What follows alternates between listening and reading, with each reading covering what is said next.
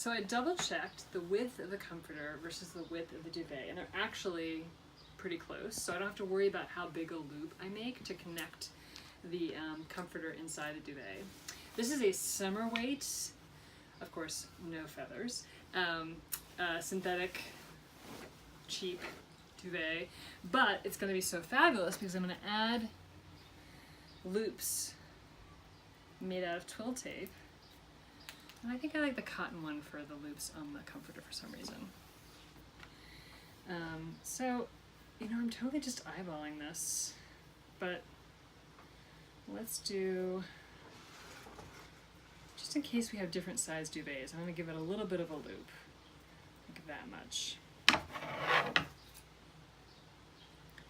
And again, we're doing it on two corners, the top two corners.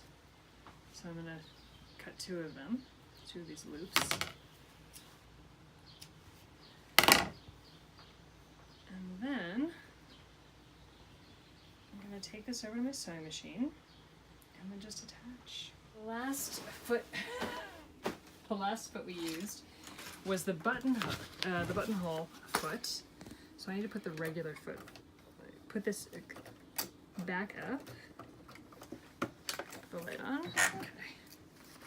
This goes back in your accessories pouch.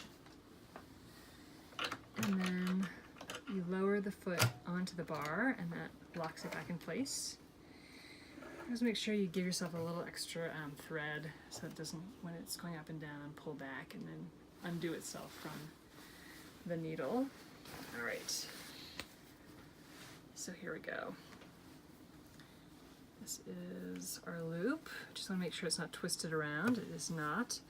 And really all I'm going to do is just sew it a bunch.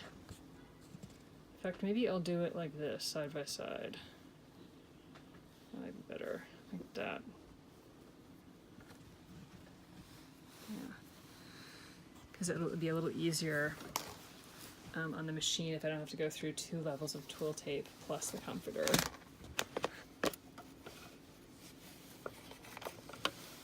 All right, and none of this will be seen, so I think I'm going to do a zigzag stitch. So that'll sort of cover it more, give us more, basically more coverage against it being pulled out.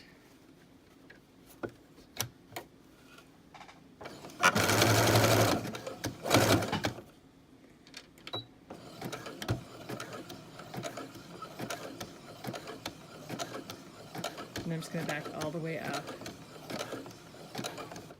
and then do it again. Back all the way up. This has got to be a functional piece of sewing, so the more times I go over it, the better. Okay, so we've got the buttonholes done. The comforter is ready to have this put in it. The last thing you have to do is hand sew the buttons onto the duvet. So it's the same spacing as for the buttonholes, 6 1/4 inches. I'm gonna put it in the center of this, 6 1/4. So the buttons I picked have 2 holes in them, which means they're slightly less opportunity to make an incredibly rugged connection with the fabric. This doesn't need an incredibly rugged connection. If you were doing like buttonholes for a shirt or a jacket or something that you're going to everyday use and have stress upon it, there's really very little stress at the end of your duvet. It's just really for aesthetic purposes you want to close it. So here we go. I'm going to put the thread in my mouth to make it wet and then thread the needle without glasses. And then I'm going to do this double thickness because that'll help secure it. But like I said, this isn't something that's going to get a lot of tension on it. Will it? No, I don't think so. So I'm going to turn this right side out just to make sure I'm putting the buttons on the right side of the fabric. I have the feeling I'll put it on the wrong side if I don't do this first. One trick to try to like help push out the corners is a letter opener. If you're worried about poking through the fabric, you can start with the wider end. I've already gotten that taken care of. So now I'm doing the pointy end. And the trick about this is you always want to make sure you push very gently because you don't want to push through the fabric and make a hole. So just what's reasonable, and that looks fine. That's good enough for a duvet. I have two choices. I can put the buttons, which makes most sense, just right underneath it and put it on the wrong side of the white fabric. And I think I might just do that because that makes just the most sense. So here we go. Here is, and I didn't actually have to mark these because I can just use the buttonhole as the marker, right? They don't have to be perfect, they just have to line up with the buttonhole. So here I am lining this up, centering it on the buttonhole, and here there's a knot, so I want to hide the knot. I'm going to hide it underneath the button because I'm tricky that way.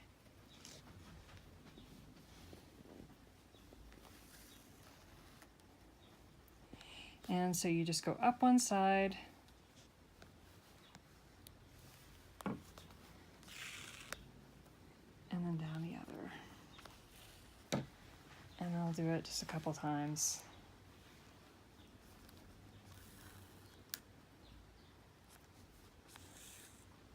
All right, great. And then when we're done, I think I did 3 loops. Just knot it off on the back side.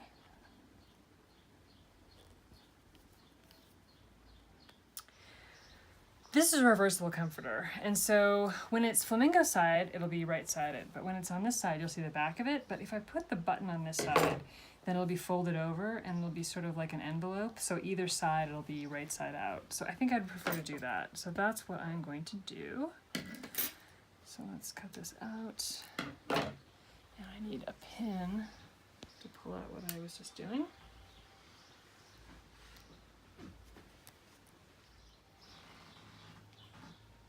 Okay, so I moved the button, and now I'm putting it on the outside of the white fabric, the correct side of the white fabric.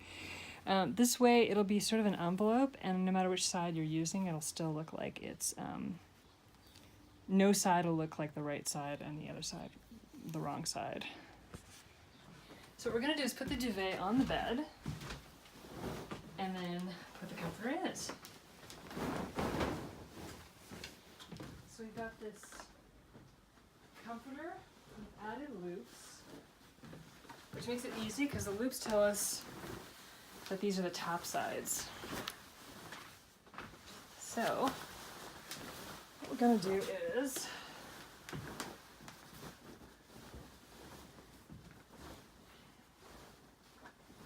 sort of put it wrong side out for a second.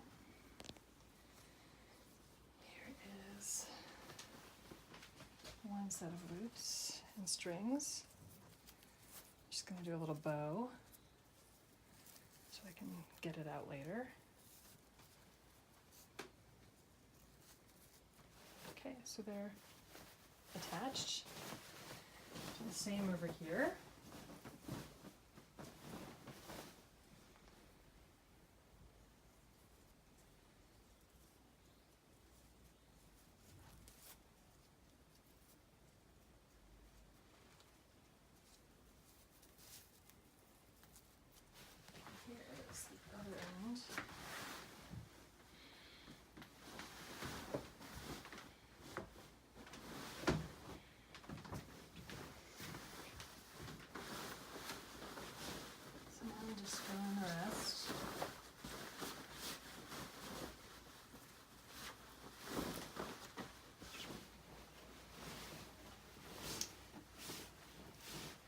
And then just button the buttonholes.